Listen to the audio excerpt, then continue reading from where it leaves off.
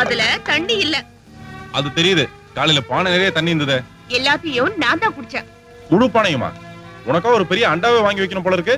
தண்ணி தந்து போச்சுன்னா சாவட்டை வச்சு புடிச்சு வைக்க வேண்டியதானே? யோ, உனக்கு கொஞ்சமாவது அறிவு இருக்கா? காலையில இருந்து சாயங்காலம் வரைக்கும் ஒண்ணுமே சாப்பிடாம வெறும் தண்ணிய மட்டுமே குடிச்சு வயிற்று ரொப்பிட்டு இருக்க. அத கூட புடிச்சுக்காம தண்ணி தீர்ந்து போச்சுன்னு கவலைப்படுறிய. சோறு துண்ணலையா? ஏன் எதிர் வீட்டுல துண்ண வேண்டியதானே? உன் வீட்டுல இருந்துட்டு எதிர் வீட்டுல போய் சோறு தின்பாங்க. உனக்கு தான் ரோஷம் இல்ல, எனக்குமா இல்ல? இந்த பாருமா, நம்ம நீ ஆஸ்பத்திரி கூட்டு போன, உசுரை காப்பாத்தின, மருந்து மாத்திரை எல்லாம் வாங்கி கொடுத்த, அது வரைக்கும் தேங்க்ஸ். அதுக்காக நீ வந்து சோத்த வாங்கி கொடு, அத்தை வாங்கி கொடு, இத்த வாங்கி கொடு நம்மள பேஜார் பண்ணாத. நானா சொன்னேன் உன்னை இந்த வீட்டுல வந்து குந்திக்க சொல்லி? சரியா, நான் அதான் வந்தேன். இனிமே நீயா உன் கையால எனக்கு வாங்கி கொடுத்தாதான் நான் சாப்பிடுவேன். இல்ல பசி பட்டி உண்ணாவிரதம் சாகும் வரை.